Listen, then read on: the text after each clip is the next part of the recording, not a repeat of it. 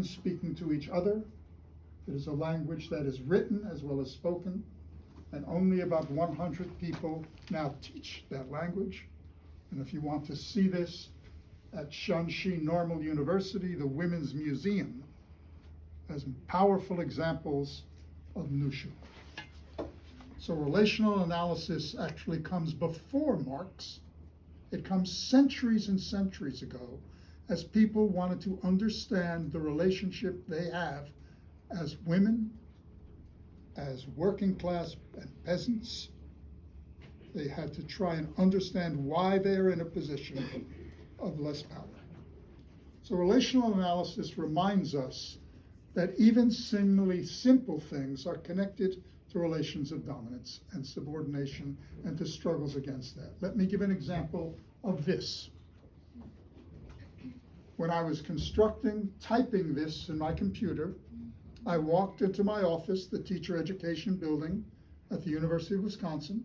I opened the door, I walked up the stairs, I unlocked my office door, I turned on my computer and the computer went on, and I began to type. In the city where I live, up until 1 year ago, we burned coal to produce electricity. Thousands of people will be injured, will catch cancer from being underground digging the coal. The sludge, meaning the leftovers, the filth from the coal, will infect many children with asthma.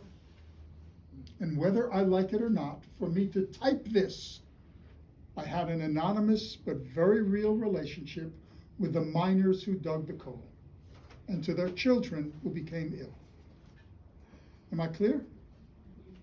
So even simple acts must be understood in their relations to larger things.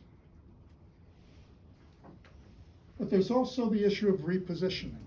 In trying to understand this, I must try and see the world through the eyes of minors. I must try and see the world through the eyes of the children who are coughing and can't breathe, who must wear masks, but that doesn't prevent the asthma. Now, I happen to be from the United States, so I must see my president. Don't say his word. His name, I'm outside the United States. Please do not say, I will commit suicide in front of you. No. But I must see the world through the eyes of Chinese to understand what the real policies are of the United States. Am I clear? I must see the world, and whether I like it or not, I am a man. I must see the world through the eyes of women. I am not a person of color, as we say in the United States. I am not black, even though I have an African American son.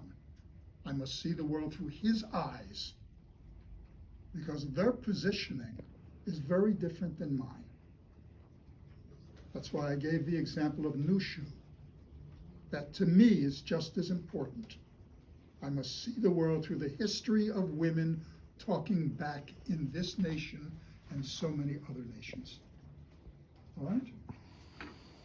Now, as I do that, I must begin to understand that education is a site of conflict and it is not neutral. Well, how is education political? And again, I will focus now partly on China, but mostly on the West. It is a site of sorting and selecting, whether I like it or not.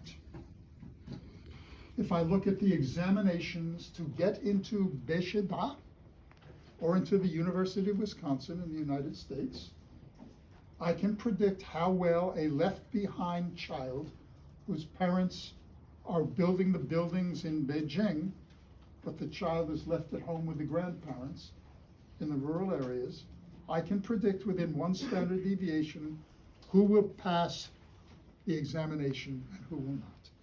I don't like that. I am the exception of this. I come from a very, very poor family, living in the slums, and somehow there were teachers who were able to find out I was smart. But I am a lucky one. The high school I went to, 80% of the students did not graduate on time. Most of them never set foot in a university. So we can, again, this is an empirical issue as well as an ideological one. But something does the sorting, and that is what we call the selective tradition. From the vast universe of possible knowledge, some groups' knowledge is made official, legitimate. Other groups' knowledge is seen as popular. And it is a conceptual requirement when I make that judgment and say this is important for all children to know, that there be what we call in critical theory absent presences. What is not there is even more important than what is there. So I must ask constantly, in what I call the selective tradition of official knowledge, what is not taught. And in doing that, I must ask, why was that selection made? Who made that decision? Who did not? Who participated? Is it changeable? Is it not? Okay? I'll give one concrete example of that, one that many of you may be able to trace out relatives in your family about this. In none of the textbooks in history in the United States,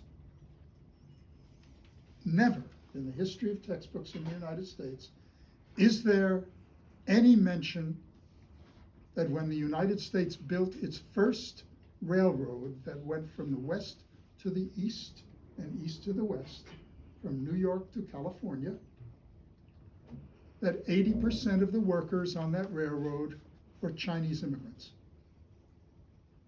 There would be no infrastructure in the United States except for people from China. That missing means that we owe you no debt. It is what we call in philosophy an epistemological fog. Don't tell, because if you tell, it makes you have to act. It's also a question of the hidden curriculum.